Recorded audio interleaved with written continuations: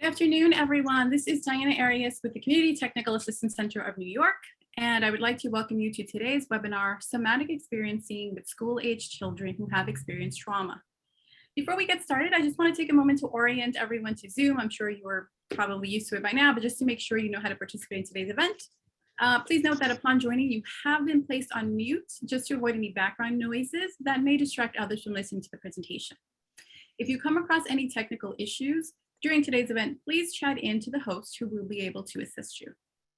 You will also have the opportunity to submit questions for the Q&A portion of today's presentation by utilizing the chat box feature, which is located on the right-hand side of your screen.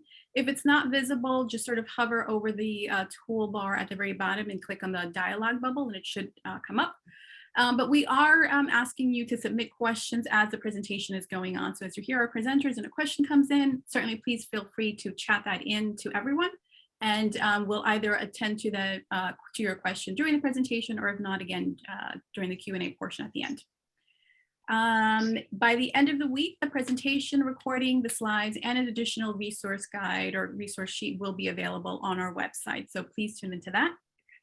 And to get us started, we are very excited to have with us today Fernando Gonzalez III, a licensed mental health social worker who graduated from the Erickson Institute, where he received his Master of Social Work with a foundation in early childhood development. He has primarily worked in a community mental health setting, providing individual, didactic, and group therapy to children who have experienced trauma. Additionally, he has special training in working with child sexual abuse survivors, anxiety, anger, and aggression, and attachment challenges. Fernando is a foundational TheraPlay practitioner and is certified in positive parenting programs, and he combines play therapy and somatic experience lens when working with children and families. Once again, thank you for joining us. I'm going to turn it over to Fernando to get us started and pull up the presentation slides for you all now. Fernando? Perfect. Thank you so much for the introduction. Hi, everyone. Thanks for joining. Like Diana said, today we're going to be talking about somatic experiencing and specifically how we use that lens when working with school-aged children. And again, even more specifically with school-aged children who've experienced some kind of trauma. So I'm just going to wait for some of these slides to get popped up. Okay.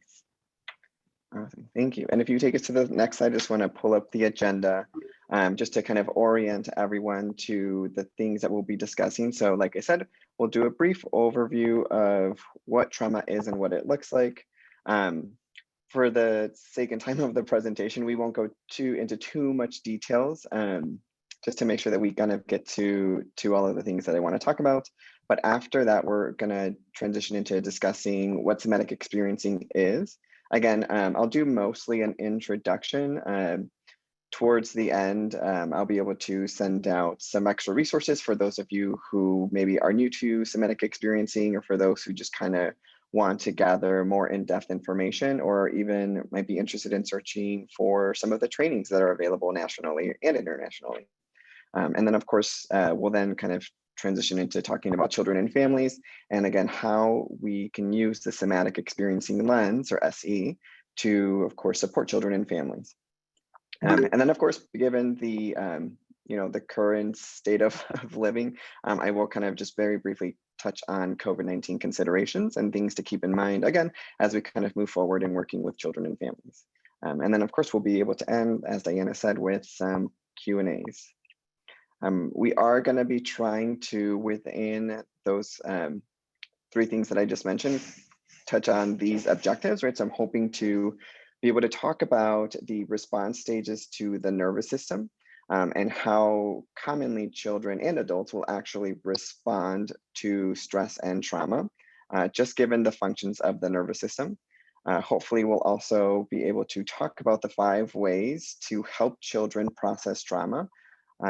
Of course, try to identify 2 ways in which COVID has impacted children and families, of course, specifically how it's impacted their nervous system within the last 1.5 years. We'll be able to talk about at least two activities in which you could use to start helping children. And these will be 2 activities that will incorporate, again, an SE lens.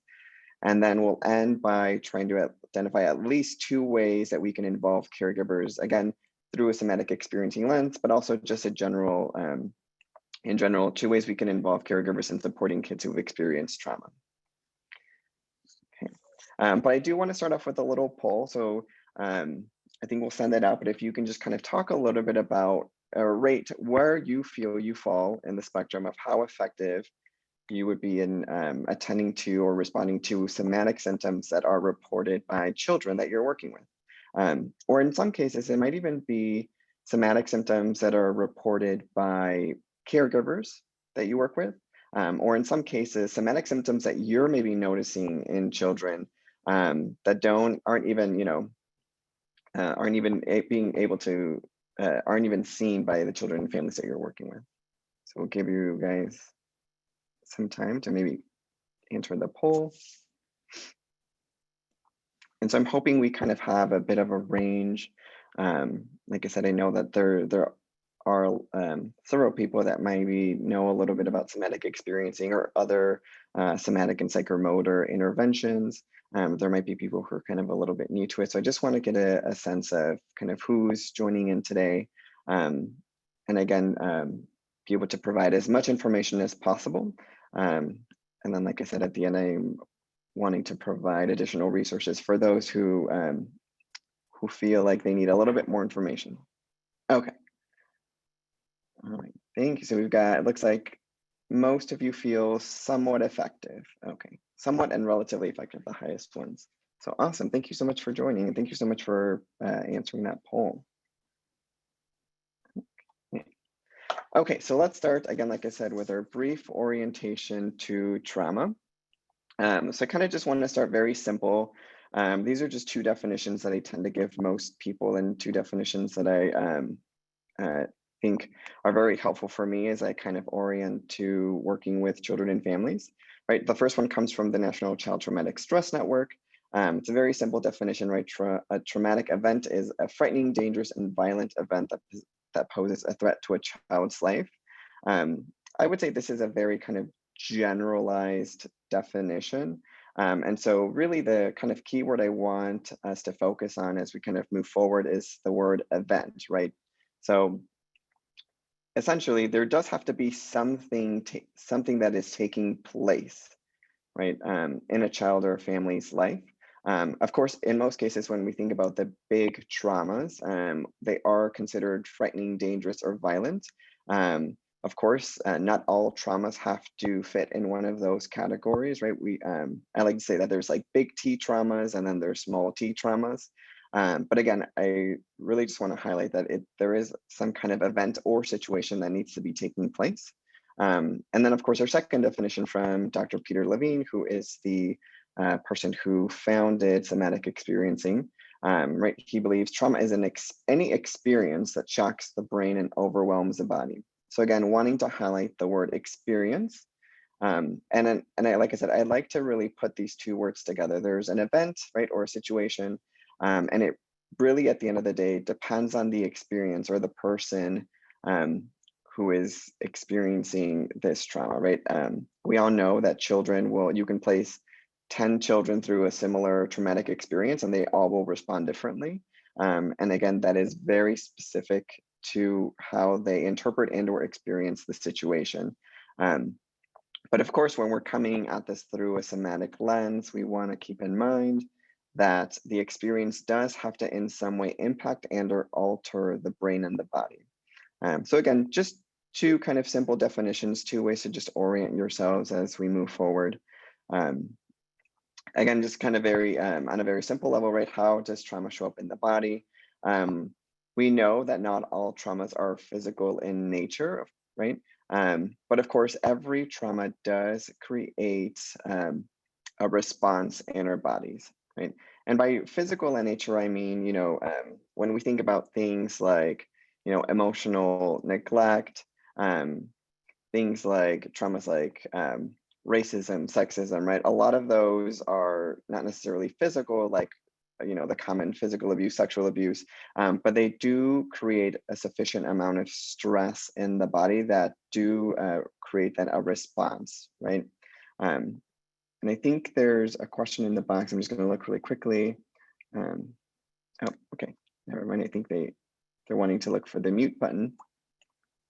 But as I was saying, right, there's always some response in the body and specifically in the brain. And so for the purpose of kind of our discussion on trauma, we are mostly going to be talking about the brainstem, or commonly known as the reptilian brain, right, which is responsible for fight, flight, or freeze response. I know that depending on, some of you said that you feel mostly effective in kind of responding to somatic symptoms. And so again, depending on your level of training, some of you may be very familiar with the fight, flight, or freeze responses. And then depending on which other trainings you've been to or certifications you may have completed, you might be familiar with additional responses, right? So I know other people will use the word like fawn. So again, I'm just kind of putting these up there because they're the common three and the ones that are, I think, more generally talked about. And so I'll talk a little bit more about that as we kind of go into talking about how you work with children and families. Okay, but let's move into, again, kind of an introduction to somatic experiencing and the lens that is. So again, always wanting to orient everyone. So let's talk a little bit about some definitions, right? The somatic experiencing lens is rooted in the belief that the body and the mind work together to promote healing. Right, so Dr. Peter Levine kind of gathered a lot of his research and information on research founded in animals, right? So the idea that, so he kind of looked at a lot of different responses that animals have when it comes to dealing with trauma and stress, and kind of picking out what are the, biological and physiological things that naturally happen. And so from that, like I said, the belief really is that even without intervention, right, the mind and the body are capable in promoting healing all on their own. As we all know, the tricky part is when, right, we as humans have a prefrontal cortex. And so when we are very logical and cognitive people, that can sometimes inhibit our bodies in responding in their natural ways. And so sometimes we become our own roadblocks in healing. But we're going to talk about that a little bit later. The other kind of common belief in somatic experiencing, right, is that trauma is a cause in which the nervous system is unable to process traumatic shock. Right. So again, the idea is that we are getting in the way of allowing our nervous system from healing. And our nervous system is then unable to truly process and activate its defensive responses that are naturally built into the mind. As we move forward, I'm going to mention, again, very briefly, the sympathetic nervous system and the parasympathetic nervous system. I just want everyone to kind of, again, have a general understanding that the sympathetic nervous system is the part of our brainstem that increases our levels of arousal, right? It's the part that's responsible for increasing our heart rate, our blood pressure, right? Getting us really energized and activated. And then, of course, the parasympathetic nervous system does the complete opposite. It is known for decreasing our level of arousal and initiating rest and regulation. So this is the part of our brainstem that, of course, is going to relax our muscles. It's going to decrease our blood pressure, decrease our heart rate, kind of activate digestion, and really just return us to what we would consider a more regulated state. Okay. And so if we move forward, we've got a couple of just common examples of what some traumatic responses might be, or just, again, things that you might notice or things that people might report to you when they come into your office or your work setting. People might experience feeling tired, joint pain, muscle pain, nausea, diarrhea. A lot of kids that I've worked with very, very commonly come in with tummy issues. And you might even get reports from caregivers of enuresis and encorparesis, right? So I've worked with a lot of kids who will come in and have recently been wetting the bed or been wetting themselves during the day. So again, we want to kind of keep some of things in mind. We want to make sure, first of all, that we ask families to rule out any medical costs for any of these, as we want to make sure that the origin of these symptoms aren't medically caused. But again, we also want to keep in mind that it could be very much psychological. It could be very much responses to trauma, responses to stress. Um, again, it's always just good information to have, I think, as a clinician, what is going on in the body. What another kind of really strange but also common example that I see a lot in children is blurry vision, right? So again, always wanting to make sure that they get checked out by the ophthalmologist, make sure nothing is wrong with their eyes. But tightness in the back of the neck, where a lot of us carry stress, can cause blurry vision. So if you're also someone who gets really stressed and your vision starts to go in and out, again, it could just be a somatic response to stress. Okay. Right, and just a couple of reasons for why you might consider having a somatic lens and incorporating that into your work. Again, I think work's very quickly moving into expanding our somatic vocabulary and the available trainings and research on somatic experiences and psychomotor experiences. And this is very cool. I think this is very exciting. We're in a very exciting time because not all traumas, especially by children, can be processed cognitively or verbally, right? Especially the younger we get in age, we want to be very mindful and considerate that children will not always be able to cognitively or logically understand what happened. To be honest, right, even as adults, that can sometimes be extremely challenging. But especially for children, right, it is very difficult to externalize their experience and to do so verbally, right? This is why, for myself, I've kind of chosen to really pursue, work through the play therapy models. And so I highly encourage any of you who work with children to also gather more information, if you haven't already, on play therapy, and to really find very, the more nonverbal avenues to helping children.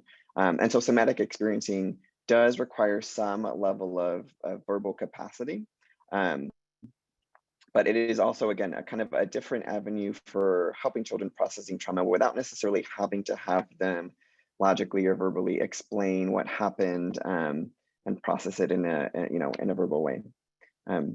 Somatic experiencing also helps target unknown or forgotten somatic symptoms.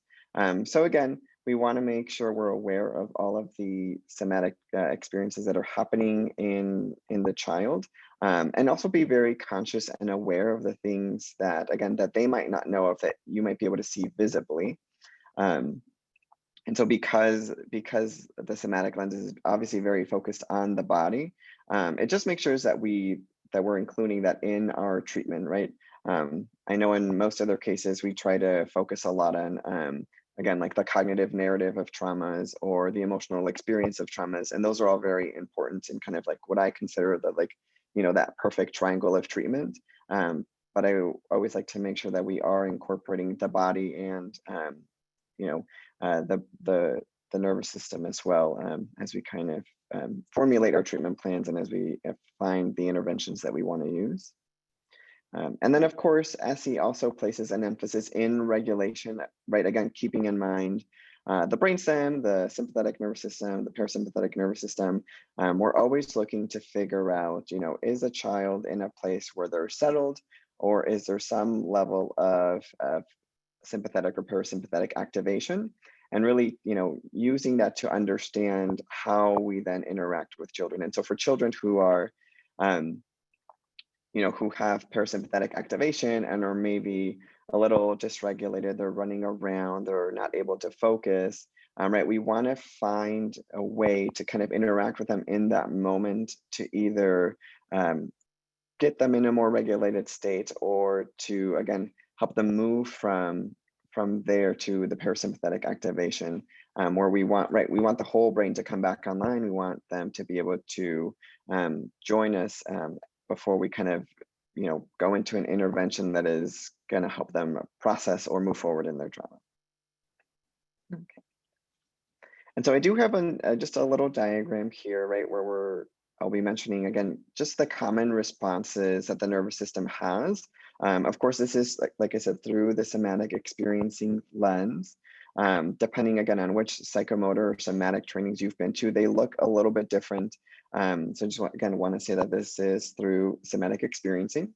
And so if you look at the little rectangle, little purple rectangle, these are our responses, and it kind of goes from the bottom up, right? So the assumption is that the pieces in the bottom relate to when we are in our most regulated state of being, right?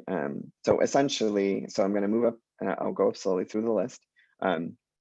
But when something stressful happens or when something traumatic happens, especially at the beginning, right, the belief is that our brain always begins in the first stage of being startled, right? That is the first response to when something is happening.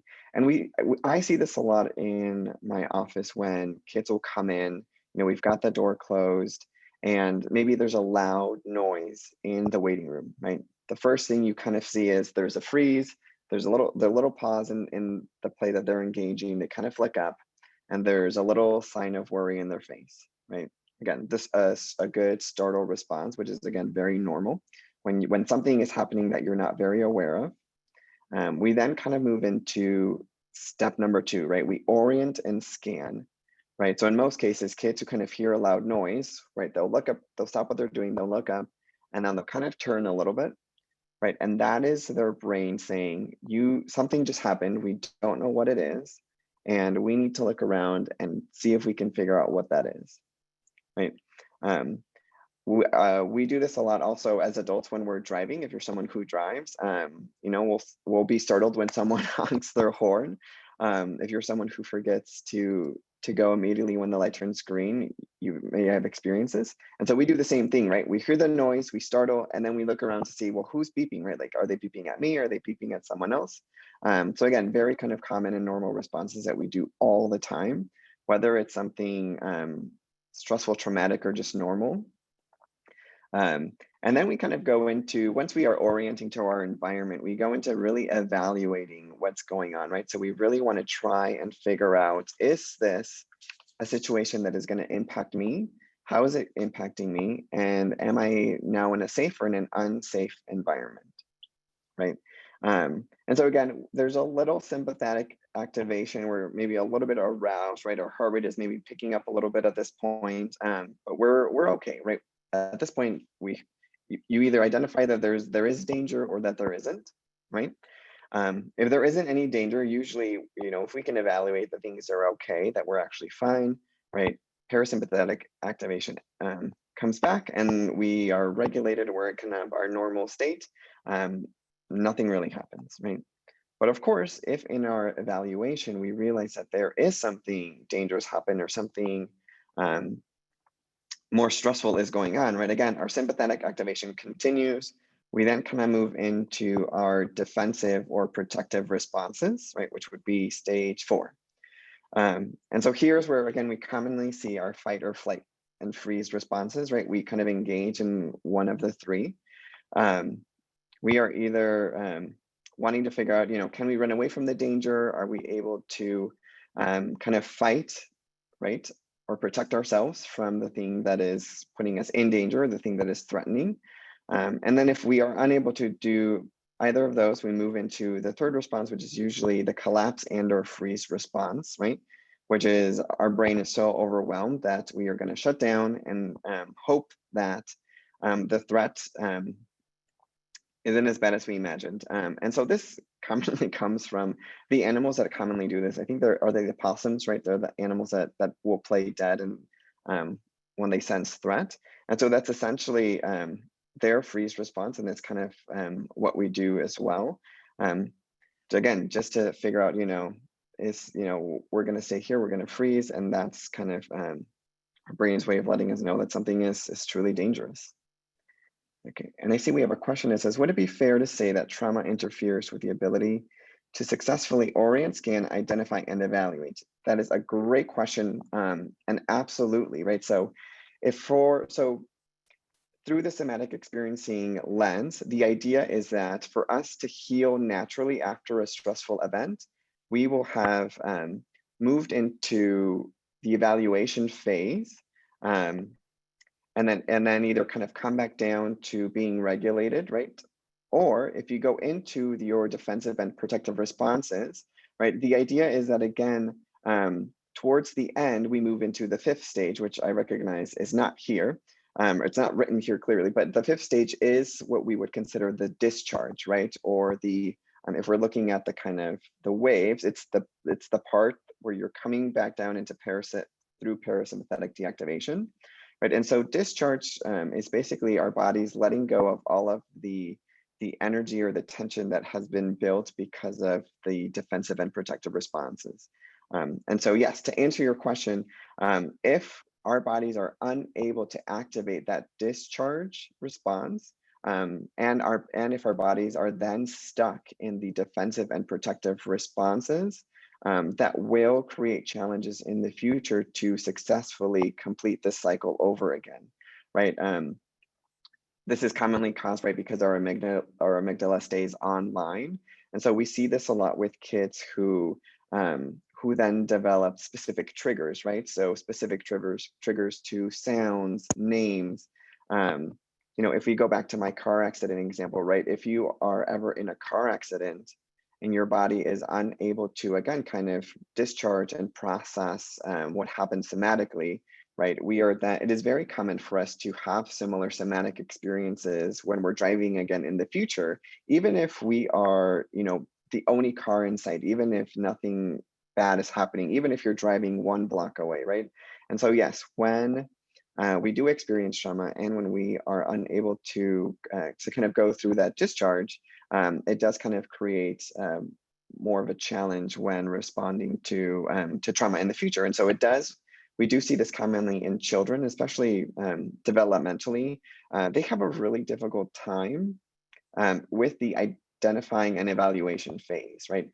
Because they're not old enough to really understand the nuances of the environment. And so they do have a tricky time evaluating safety already. And so, of course, when they do experience trauma, if they're going through something similar, again, it makes it even more difficult for them to truly understand and differentiate when they're actually safe and when something is actually threatening. Right?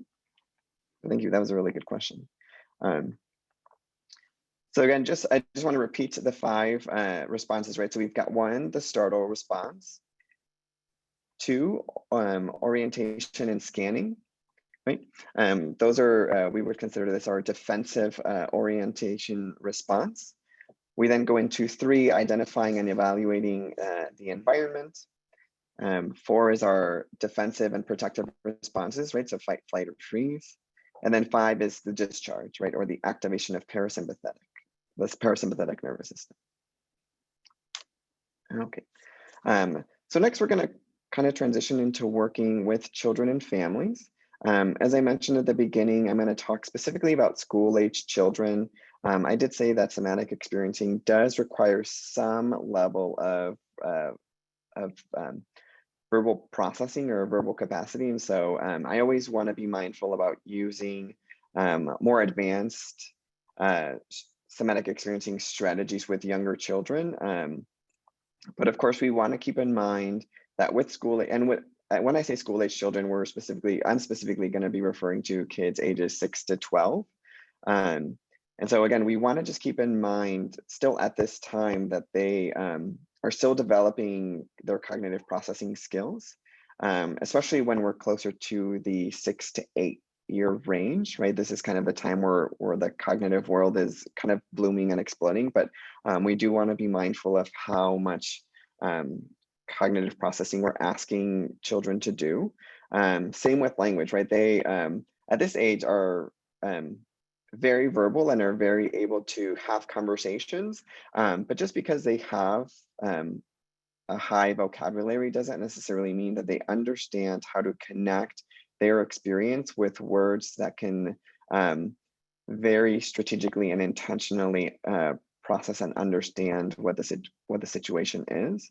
So again, for those of you who are working with children of this age group, I do encourage and recommend additional play therapy trainings if it's something that you haven't already sought out. If play therapy is not your jam, that's okay as well. Again, that's just kind of the background that I come from, so it's always my fallback.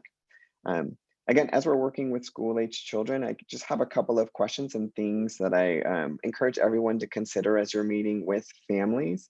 Um, First being, what is the child's birth story? I don't know how many of you are asking families during the intake session this, but again, I think it's something very beneficial to really understand, what it was like for, in this case, the mother to give birth to the child and really understand, what the first level of interaction was with her child. And so for some, it was an easy birthing process. My child was born. I got to hold them. It was a lovely experience. And for others, it is very different. The birthing process could be traumatic. A child may be born and be, very ill and might need medical intervention immediately. And so some children will be born and will immediately experience trauma, right? Will immediately experience somatic challenges, just as if things don't go well. And same for the mother, and same for any other caregivers that are around, right? Whenever there's medical complications, it creates a very stressful environment. And we see a lot of common trends between a child's birthing process and then symptoms that they develop later in life. I won't go too much into that, but I do encourage for those of you who are maybe curious about that to kind of do a little bit more research, because it is very fascinating. Again, we always want to consider the child's developmental age, right, which is very different from their chronological age. And so you might get a child who, of course, is 12 years old, kind of transitioning into adolescence. But of course, because of the trauma or because of the symptoms, may actually be at a younger developmental age, right? And so we want to always make sure that our interventions are matching the developmental age of the child and not necessarily the chronological age. Of course, we always want to gather any histories of traumas, whether that's traumas that the child has experienced or the family. Again, just kind of an important question to ask, and I think always something that we want to educate families on. Again, as we consider the big T traumas and the little T traumas, because sometimes not everyone has the same definition for what something traumatic is, right? And so, for example, like I consider, falls traumatic, right? I would consider those in the small T traumas. And many people won't consider falls to be traumatic at all. So again, everyone has their own definition. And so we just want to get a sense of what people's experiences are and what they're thinking. And then lastly, whenever you're working with children, I just think it's always important to consider who are their social supports, whether that's a family member, a friend, an educator. And I say this specifically as someone who works a lot with children who've experienced sexual abuse. We always want to know, who are the child's social supports, but also how they're responding to the child, right? And how they're responding to a child's disclosure of trauma. In the sexual abuse world and the research, the number one component for healthier for healing actually was identified as the response of the adult, right? So the more positive adult response is when a child discloses trauma, the more likely they are to heal it in a more significant way, right? So again, just a few things to keep in mind.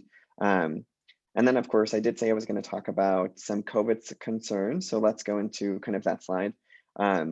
With the pandemic, we want to always keep in mind the common things that have changed for children. And so we always want to consider the changes in routines. Right, so I'm a firm believer that children thrive and succeed with structure and routine. So that's always the first thing that I'm checking, right, is what are the things that have now changed in their life because of COVID? And specifically, what are the routines that are now different, right? So children have set up in their mind the route that their day plays out in. And so we want to kind of figure out what are the things that are different and how are they responding to that change, right? Are they someone who thrives in change, or are they someone who is having a difficult time adjusting? In my experience, most kids have a really hard time adjusting through changes in the routine. I mean, I myself as an adult also have a really hard time adjusting. So again, we want to keep that in mind, especially because COVID-19 has absolutely changed, I would say, it, everyone's routines, if not. Um, we also want to keep in mind, right, what are the relationships and how have those changed, right? Whether that's, they are no longer seeing friends or no longer seeing family members, they're seeing them in a limited capacity, but also just the degree and the level of the relationships, right? I know for all of us, if we've had to find very creative ways to maintain our relationships, and um, children who, may not have access to technology or may not have the awareness to know how to engage in relationship in a creative way might have a difficult time with this. And so we commonly see, especially the younger you go, children who are having a hard time sustaining friendships, developing social norms, but also even understanding why maybe some of their friends why they have new friends or different friends, or why they're not seeing each other anymore. So we want to keep that in mind. And then of course changes in school, right? So I don't know what this fall looks like, whether schools will be in person, continue in a hybrid method, change. Again, we just want to keep in mind what that looks like for them, and what the expectations are from schools, because I think sometimes we have big expectations for little humans, and so we want to keep that in mind. And of course, as relationships and schools change, those are also, right, big changes in routines and structure and expectations. So things are always in flux, and we want to keep that in mind as children are adjusting. And then of course, when you're working with caregivers, again, always keeping in mind, right, what has also changed for them, and what are the challenges that they have had with the work-life balance, especially for those who, have to work from home, and also, have to work at home, cook at home, take care of their kids at home.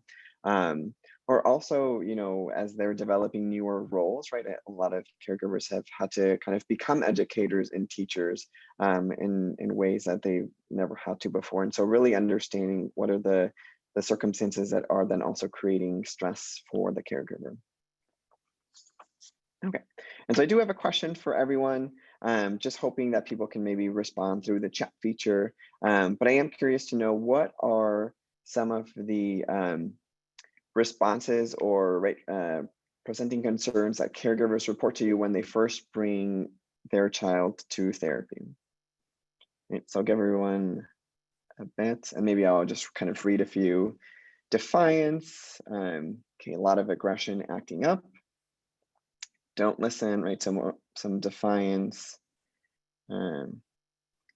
difficulties with attention, anxiety, tantrums, okay, irritability. Okay, I'm seeing a big theme of anger and frustration and defiance as people are typing in. A lot of school concerns and anxiety. Okay, so many things.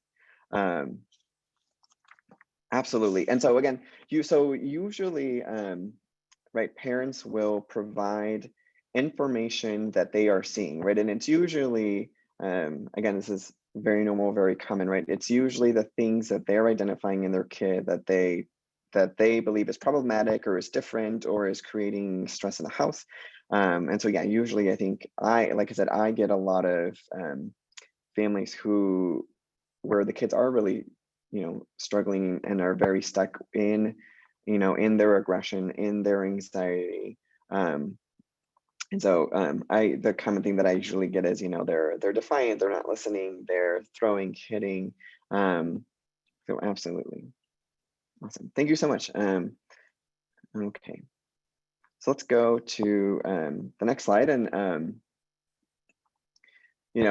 as you're hearing all of these things from caregivers, I'm going to talk about this a little bit more in the next slide. But we want to really provide a good level of education into what all of these behaviors truly mean, and really help caregivers understand, in a well-rounded way, the impact that stress and that, especially now with the pandemic, the impact that has had in their child's life, and also the impact it's had in just developing all of these things that you guys are seeing in your line of work.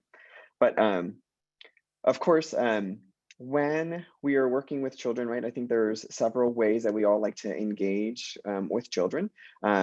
In SE, I think it's just really funny, right? They've created this acronym called SIBAM, SIBAM.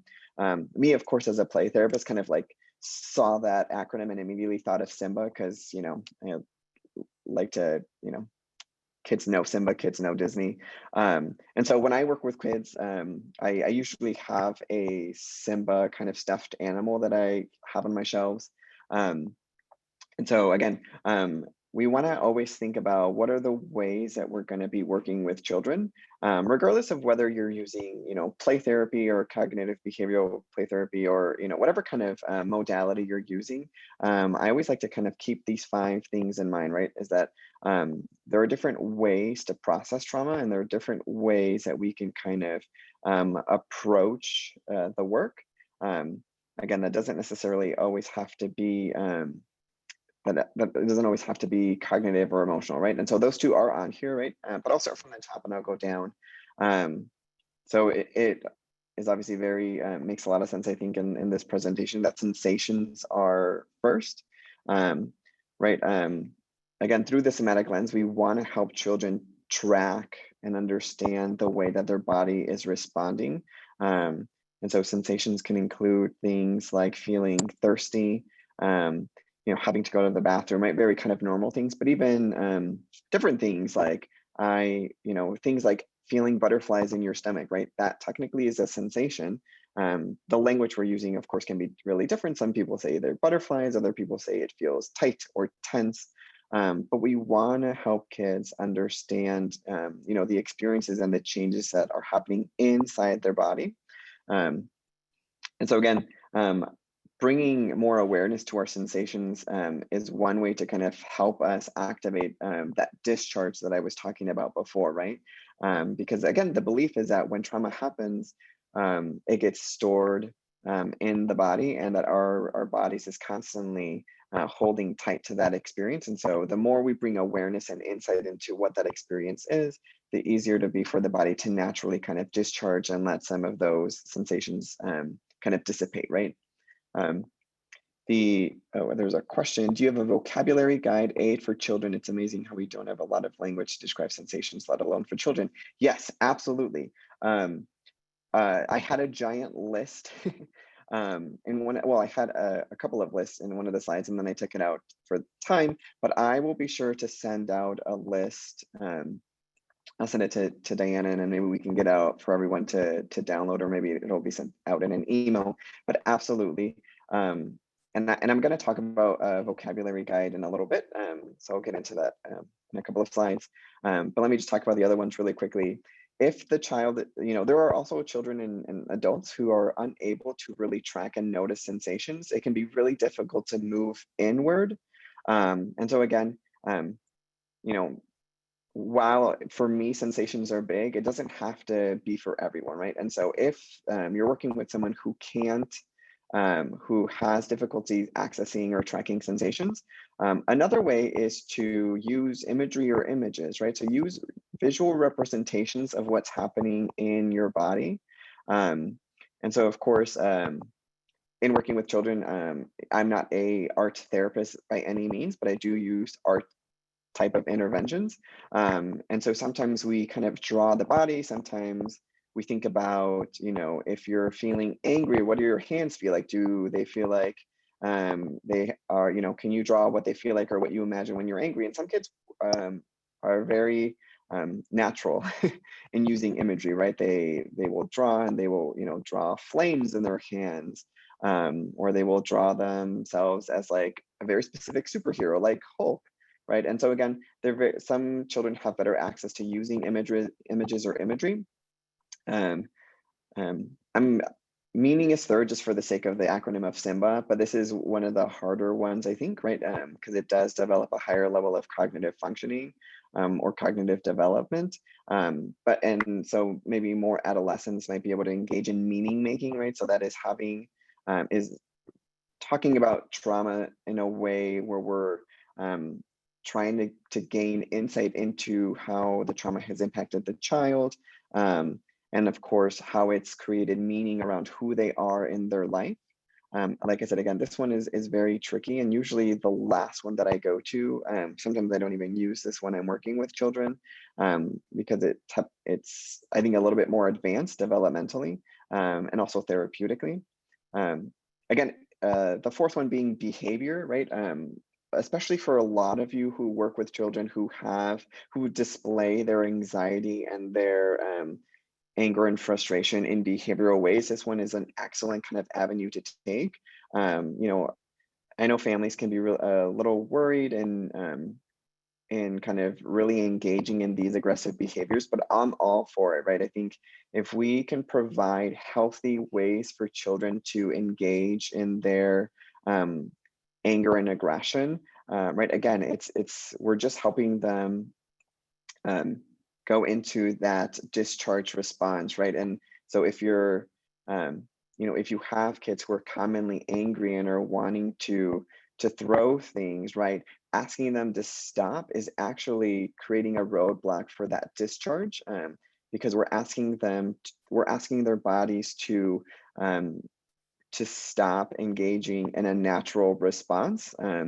And so, we don't want to allow kids to use their behaviors to obviously harm themselves or harm other people, but we want to find really healthy alternative methods in which they can engage in similar behavioral responses, while making sure that everyone is safe. Um, Okay, I see I think there's a question. What are some of the healthy interventions you're able to use to replace aggression? Really good question. I'm going to go into that in one of the next slides. So I'm going to hopefully answer that in a little bit. If I don't, I'll try and get to it in the Q&A. But yes, here we go. So some activities. Like I said, the three that I have listed here are just the things that I try to do with every single child, regardless of what they're coming in with, whether it's no traumas, 10 traumas. These are just things that again, just at the core of who I am and what I believe are things that I do. So I always like to help children create a little sensations menu. And sometimes this literally looks like we're creating a restaurant menu, right? Like we get a giant piece of construction paper, poster board, little piece of paper, whatever it is, and we try and really create a fun little guide for different sensations in the body, right? And so sometimes this means that we start off with, maybe 2 or 3 words that children know, and then we keep adding, right? So it's something that I either have them bring back or that I keep in my office, and we just keep adding every single time, right? So I think my job is really to help them learn more words that help describe what they're feeling in their body. I know some people do this a lot with it in terms of emotional vocabulary, and that is also very important, right? We always want to give children different language and more words to describe their experience. I just also do it for their sensations, right? So we kind of have I always start with the very normal, common ones, right? So like, talking to kids about how do we know when we're hungry, right? Oh, well, like I feel something maybe in my tummy, right? And so I start with kind of the more organic somatic experiences that kids have, and then move into things that are maybe a little bit a little bit trickier, right? So, for kids who are anxious, a lot of kids with anxiety have tummy troubles. And so we try to give words to that, right? Is it tight? Is it itchy? Is there a sharp pain? Is it tingly, right? We just try to give more words to help understand what it's actually feeling like. Because it's very different when for example, someone's feeling a sensation of being, numb in the tips of their fingers versus feeling heat, right? I think those are two very different things and can mean very different things. So we want to just be aware of what's going on. We do body maps, right? So I always kind of have kids draw out an outline of a body. And not only do we want to identify language for sensations, but we want to also try and track and understand where those sensations are being felt. Is the sensations menu something tangible you can share? Yes, let me write that down. I will, along with the sensations list, will send out an example of a menu that I have. Okay. And then in kind of this language, again, we always want to try and give language for sensations that are opposites, right? So if kids are commonly coming in and they're saying, things are tight, things are sharp, they are, it feels like it's a fiery burn. We want to try and also help them know what the opposite of that sensation is, because chances are they're not always feeling a tight, sharp pain in their tummy, right? Sometimes it might be soft. And so we want to be able to give them opposite language as well, so that we can notice when they're presenting symptoms are also not present at all, right? So again, we're creating insight into what's happening in their body, whether it's a sensation we enjoy or a sensation we don't enjoy. Um, I probably won't go into this too much for the sake of time, but I do encourage everyone to maybe do some additional research on TheraPlay. It's a very somatic friendly intervention. There's a lot of, they have booklets of hundreds of activities that they like to do. And so for the person who asked the question about what healthy examples of aggression look like, TheraPlay does this very well. Because they incorporate a lot of gross motor movement. And so, anything from like, I have a lot of kids kind of engage in very deep pressure gross motor activity. So sometimes we'll push a wall, sometimes we'll put a pillow in between each other, and we'll kind of play like a little tug of war. And so again, just other creative ways, but I do encourage everyone to kind of take a look at that if you're interested in gathering a lot more, again, movement-based activities. But let's maybe get going just for time. Again, when we're working with caregivers, these are again just the common things that I like to do with everyone that I work with. I always, again, like I said, want to provide education on trauma and the nervous system, because this is not common language for families, and so we always kind of want to orient them to gaining insight and understanding the complexities of what their child's experience is. I always talk about child development. Again, this is not very common language, or common information, nor do I expect it from parents, right? I know that there's maybe a trend for parents to read a lot of child development books nowadays, but I also don't expect any of them to memorize or know all of the information. And I think it's always helpful to help caregivers understand when their expectations are beyond their child's developmental age, or when it's beyond their developmental age post-traumatic experience, right? Like I said, a lot of kids will have a regression in their development, and so they're 13 and caregivers are holding on to their 13-year-old expectations. And it's really important to help them move into setting expectations that match, again, that developmental age. Again, we also want to help them reestablish the routines for their child. Again, I'm just someone who believes in structure and routine, and that children thrive in structure and routine. It's also a very TheraPlay specific belief. So again, something that I always kind of help caregivers with.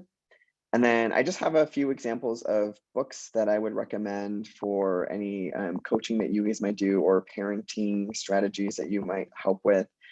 Every parent is different, and so every style is different.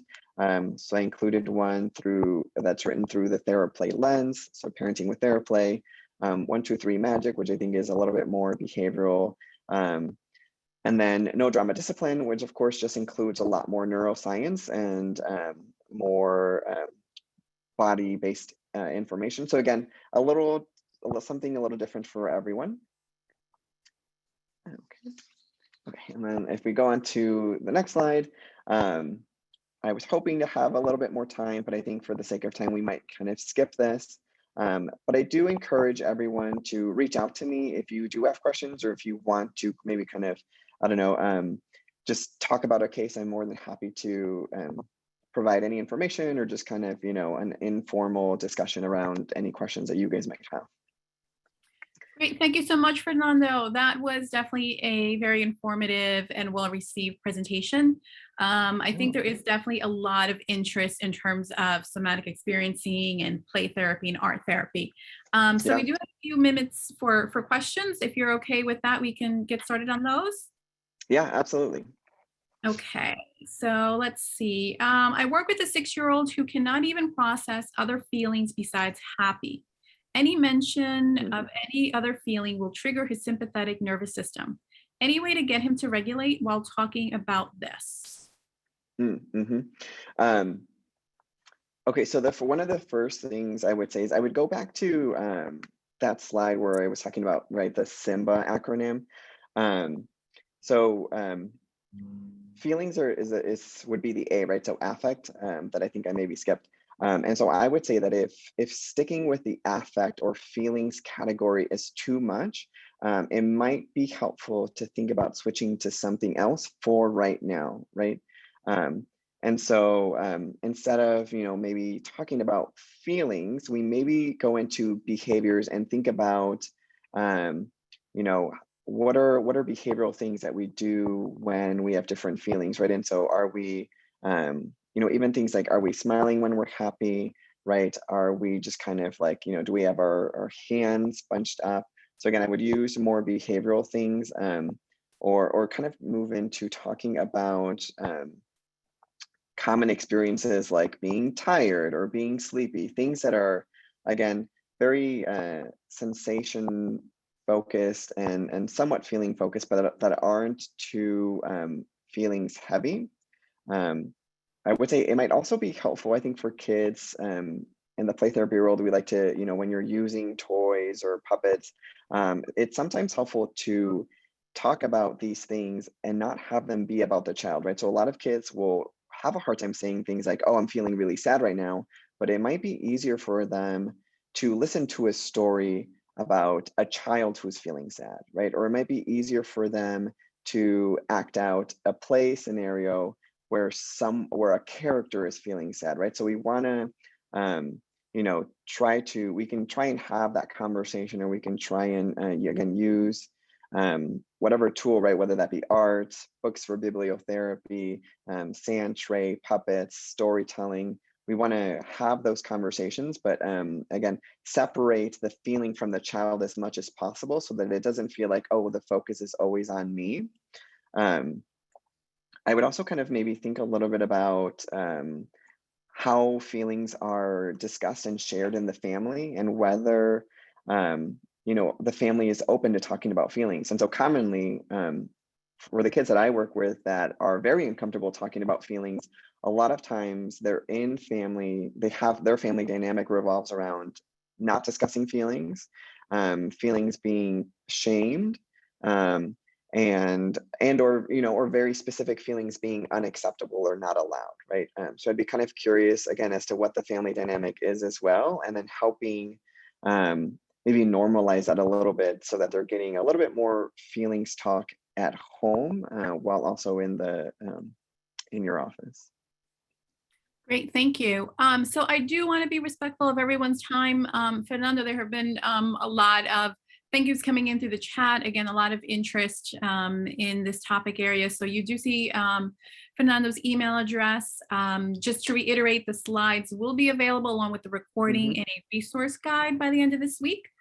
I do want to also mention, in the work that we do, certainly we are looking to support children's mental health. So I invite you to join us for our upcoming CTEC events. You can certainly find them on our website.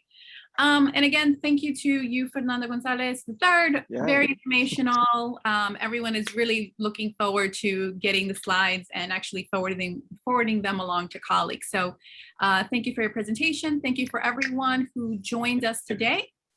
And again, just as a reminder, you'll be getting feedback at the end of the survey, at the end of this presentation. Again, encourage you to fill this out, because part of the reason that we actually had this topic is because of feedback that we received via the survey. So we do pay attention to those. Encourage you to fill it out now. And again, any questions, certainly feel free to contact us at ctec.info@nyu.edu. So on behalf of Fernando and myself, thank you and have a good rest of the day, everyone. Thank you. Hope everyone has a good day.